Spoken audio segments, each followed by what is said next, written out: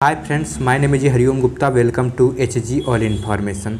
तो I hope आप लोग अच्छे होंगे। और यह पार्ट 21 है बायोलॉजी का और चैप्टर का नाम है जैव प्रौद्योगिकी एवं इसके उपयोग। ठीक है, और इसमें 33 क्वेश्चन मैंने सेलेक्ट किए हैं, तो एक एक करके सभी को देखेंगे। और इस चैप्टर से कुछ क्वेश्चन मैंने करा भी दिए हैं पहले के लेक्चर में, तो आज थोड़ा डिटेल में देख लेंगे इस चैप्टर को। बाकी एग्ज़ाम कुछ लोगों का हो भी गया है और कुछ लोगों का नहीं भी हुआ है। बाकी जहाँ तक स्टूडेंट से पता चला कि एग्ज़ाम में क्वेश्चन ऐसे ही आ रहे हैं, ठीक है, NCERT बेस। तो ध्यान से देखना सभी क्वेश्चन को। तो क्वेश्चन नंबर 1 है, जैव प्रौद्योगिकी में मुख्यतः सम्मिलित है। जैव प्रौद्योगिकी में मुख्यतः सम्मिलित है, तो क्या सम्मिलित है? तो इसका सही आंसर है ऑप्शन नंबर सी, ए व बी। क्या हो जाएगा? ए क्या है? जैव औषधियों का औद्योगिक स्तरीय उत्पादन, और बी है अनुवांशिकता रूपांतरित सूक्ष्मजीवों, पादपों एवं जंतुओं का उपयोग। ठीक है, तो आप लोग पढ़ लो। बाकी नेक्स्ट देखते हैं।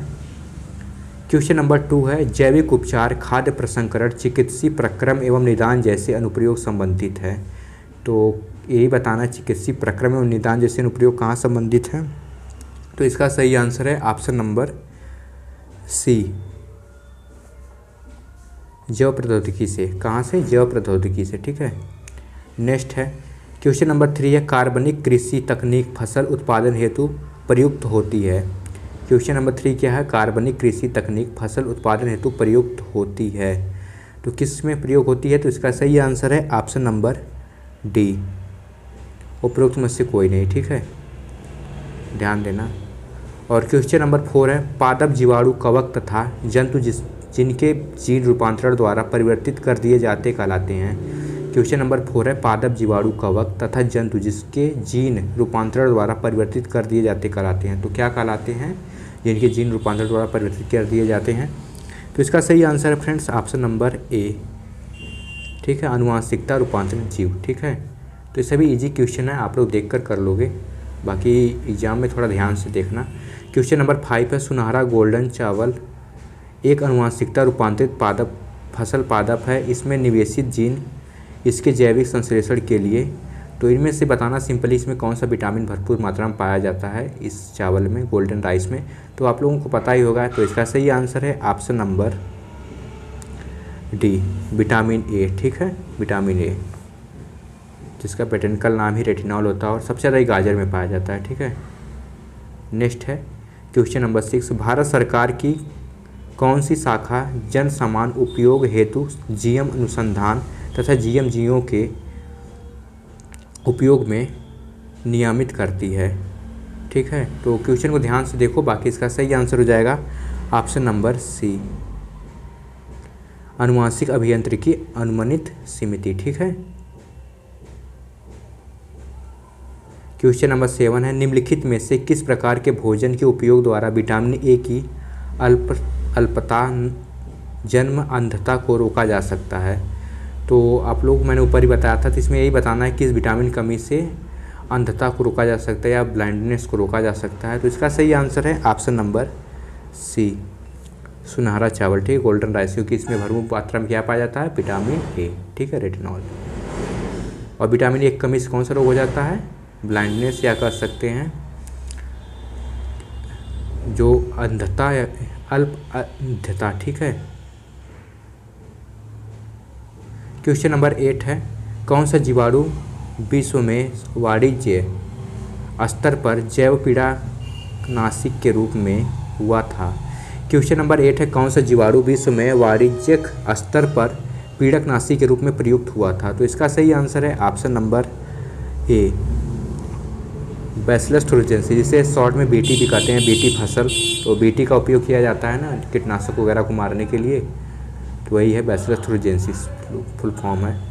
क्वेश्चन नंबर 9 है, कीट प्रतिरोधी पारजीनी कपास का उत्पादन डीएनए जिस टुकड़े को लेकर किया जाता है उसका स्रोत है। क्वेश्चन नंबर 9 क्या है? कीट प्रतिरोधी परजीवी कपास का उत्पादन डीएनए जिस टुकड़े को लेकर किया जाता है उसका स्रोत है। तो उसका क्या स्रोत है? तो इसका सही आंसर है फ्रेंड्स ऑप्शन नंबर बी, जीवाणु। ठीक है,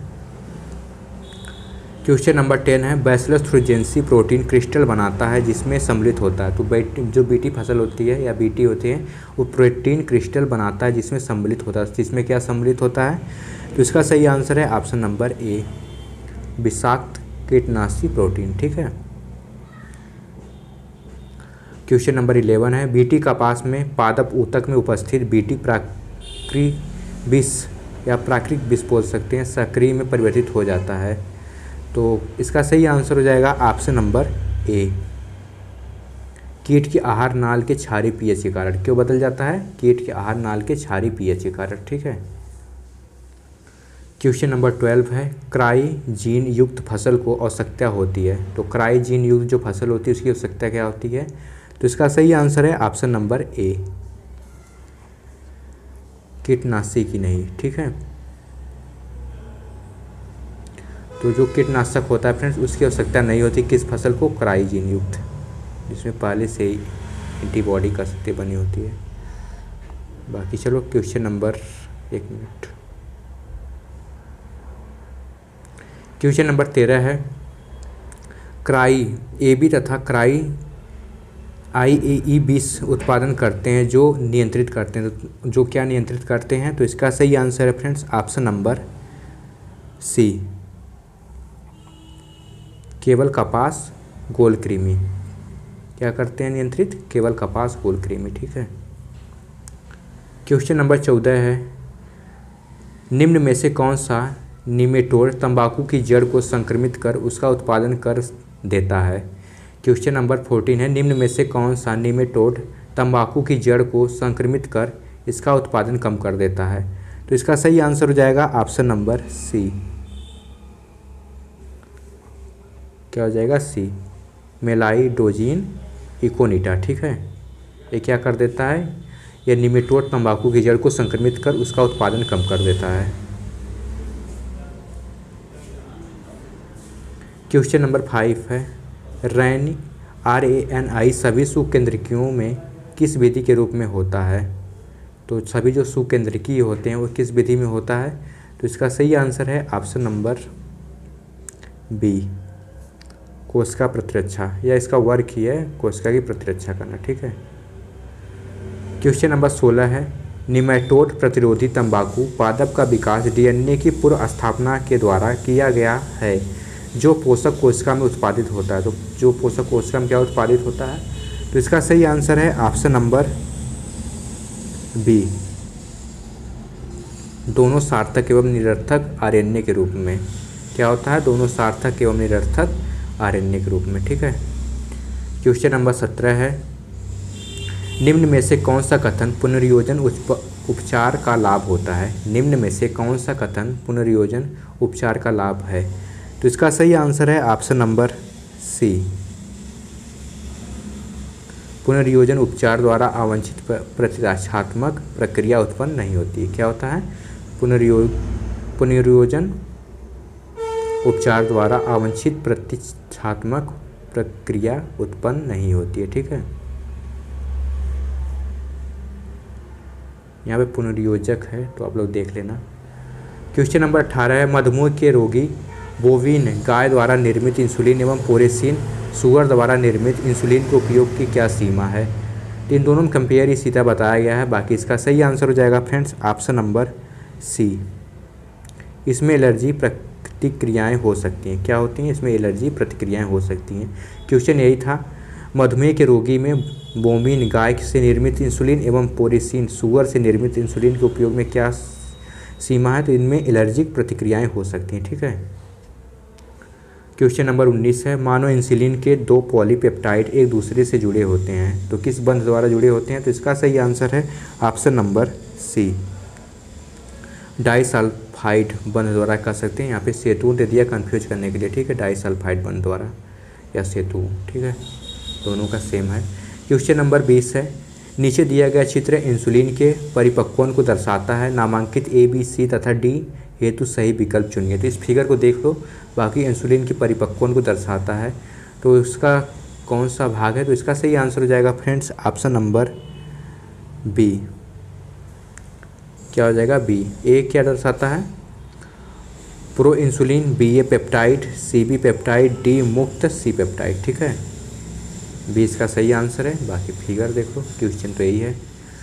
क्वेश्चन नंबर 21 है 1983 में एली लिली नामक अमेरिकी कंपनी ने सर्वप्रथम मानव इंसुलिन की ए तथा बी श्रृंखला के अनुरूप को अनुरूप 2 डीएनए अनुक्रम तैयार किए थे तथा इंसुलिन श्रृंखला उत्पादन हेतु इनकी पूर्व स्थापना इश्चेरिया कोलाई के प्लाज्मिड में की थी।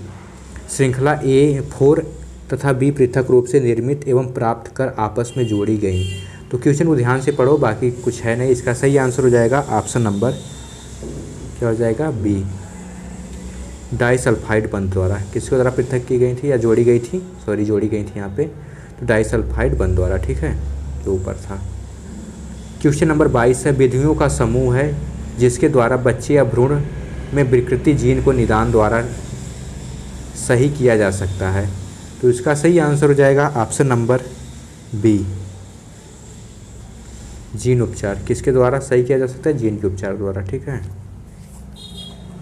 नेक्स्ट है क्वेश्चन नंबर 23, एडेनोसिन डाइमिनेज एडीए जिसे बोलते हैं एडीए कमी का उपचार ए तथा बी द्वारा किया जा सकता है किंतु पूर्णतया नहीं किया जा सकता है। यह ए तथा बी है, तो ए और बी क्या है, तो इसका सही आंसर हो जाएगा option number B,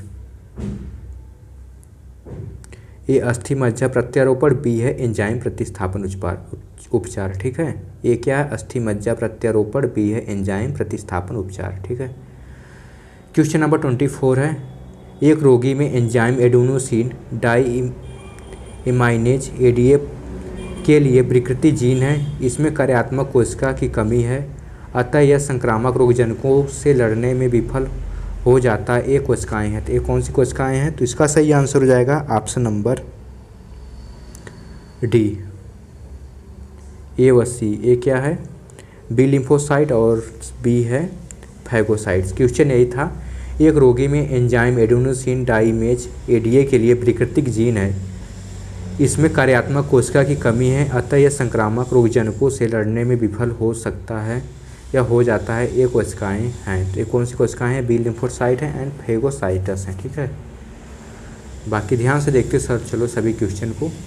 question number 25 है, रोगी में जीन उपचार द्वारा कार्यात्मक एडीए के डीएनए को स्टेम कोशिका में पुनर्स्थापित करवाने हेतु वाहक के रूप में प्रयुक्त किया जा सकता है। तो वाहक के रूप में क्या प्रयुक्त किया जा सकता है, तो इसका सही आंसर है फ्रेंड्स ऑप्शन नंबर बी, टेट्रोविषाणु। क्या प्रयुक्त किया जा सकता है, टेट्रोविषाणु, ठीक है।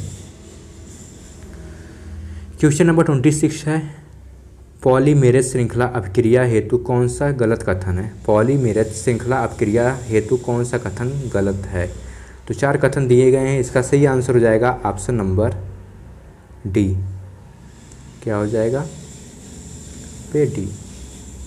पीसीआर तभी उपयोगी होता है जब रोगजनक की सांद्रता शरीर में बहुत अधिक होती है। ये कथन क्या है, ये कथन गलत है। बाकी ये तीनों कथन सही हैं। ये क्या है, देख लेते हैं इनको भी। पीसीआर रोगजनकों को इसके लक्षण प्रदर्शित करने से पूर्ण ज्ञात हो सकता है, ये भी कथन सही है। बी क्या है, पीसीआर हेतु न्यूक्लिक अम्ल का प्रवर्धन आवश्यक, ये भी सही है। सी क्या है, यह अनुवांशिक विकारों में पुष्टि करता है, ठीक है। तीनों सही हैं, बाकी डी वाला ऑप्शन गलत है। बाकी क्वेश्चन का आंसर सही है, डी ही। क्वेश्चन नंबर 27 है, निम्न में से कौन सी विधि में क्लोन कोशिका में प्रोब इसके संपूरक डीएनए को संकरित होने की अनुमति देता है। क्वेश्चन नंबर 27 है, निम्न में से कौन सी विधि में क्लोन कोशिका में प्रोब इसके संपूरक डीएनए को संकरित होने की अनुमति देता है। तो इसका सही आंसर हो जाएगा option number B, auto radiography, ठीक है। कौन से संकरित होने की अनुमति देता है, ऑटो रेडियोग्राफी। क्वेश्चन नंबर 28 है, निम्न में से कौन सी तकनीक प्रतिजन प्रतिरक्षी अनुक्रिया के सिद्धांत पर आधारित है। क्वेश्चन नंबर 28 है, निम्न में से कौन सी तकनीक प्रतिजन प्रतिरक्षी अनुक्रिया के सिद्धांत पर आधारित है। तो इसका सही आंसर है ऑप्शन नंबर बी, एलिसा, ठीक है। ये तकनीक क्या है, प्रतिजन प्रतिरक्षी अनुक्रिया के सिद्धांत पर। बाकी एलिसा टेस्ट वो जानते हो HIV में होता है, बाकी यहाँ पे हिंदी में दे दिया है तो कन्फ्यूज मत होना, ठीक है। क्वेश्चन नंबर 29 है, पारजीनी जंतु वे होते हैं जिसमें विजाती है। तो पारजीनी जंतु क्या होते हैं जिनमें विजाती है, तो इसका सही आंसर है ऑप्शन नंबर ए, डीएनए इनकी सभी कोशिकाओं में होता है। क्या होता है, डीएनए जो होता है इनकी सभी कोशिकाओं में होता है, पारजीनी, ठीक है। ट्रांसजेनिक। नेक्स्ट है क्वेश्चन नंबर 30, पारजीनी जंतु अनेक मानव रोगों के अध्ययन हेतु प्रारूप की प्रयुक्त होते हैं। जैसे पारजीनी जंतु अनेक मानव रोगों के अध्ययन हेतु प्रारूप की प्रयुक्त होते हैं। जैसे जैसे कैसे रोग में, तो जैसे में यही है friends option number B, cancer. ठीक है। नेक्स्ट है क्वेश्चन नंबर 31 है, 1997 में प्रथम पारजीनी गाय रोजी उत्पन्न करती थी। तो क्या उत्पन्न करती थी? तो इसका सही आंसर है ऑप्शन नंबर ए। ठीक है, ए हो जाएगा। मानव प्रोटीन की प्रचुरता युक्त दुग्ध 2.4 ग्राम प्रति लीटर। ठीक है, इतना उत्पन्न कर देती है गाय। और क्वेश्चन नंबर 32 है, गैर कानूनी अनुमति के अन्य किसी देश के जैविक संसाधनों का उपयोग करना कहलाता है। गैर कानूनी अनुमति के अन्य किसी देश के जैविक संसाधनों का उपयोग करना कहलाता है। तो क्या कहलाता है? तो इसका सही आंसर है ऑप्शन नंबर बी, जैवदस्ता। ठीक है, क्या हो जाएगा? जैवदस्ता, बायोपायरेसी। ठीक है, यही कहलाता है। क्वेश्चन नंबर 33 है, जैवदायुस्ता या स्पुदा बोल सकते हैं, स्यूदा निम्न में से किससे संबंधित है? तो इसका सही आंसर हो जाएगा फ्रेंड्स ऑप्शन नंबर डी, उपरोक्त सभी। ठीक है, किससे किससे पाला है? पारंपरिक ज्ञान से। बी है जैव अणुओं एवं जैव संसाधनों के संदर्भ में। और सी है जैव संसाधनों से। ठीक है, क्वेश्चन था जैव दायुस्ता निम्न में से किससे संबंधित है? तो ये सभी संबंधित है। तो फ्रेंड्स ये थे 33 क्वेश्चन जो कि लिए गए थे चैप्टर से। बाकी इस चैप्टर के कुछ क्वेश्चन मैंने पहले करा दिए थे। मुझे लगता था कि आपका एग्ज़ाम पहले हो जाएगा, बट टाइम पे हो रहा है तो देख लेना इसके। बाकी एग्ज़ाम कैसा जा रहा है कमेंट में बताना। वैसे तो जो लोगों का हो गया तो देखेंगे ही थोड़ी, बाकी तैयारी करते रहो। बाकी मिलते हैं नेक्स्ट वीडियो में नेक्स्ट पार्ट के साथ। तब तक के लिए जय हिंद।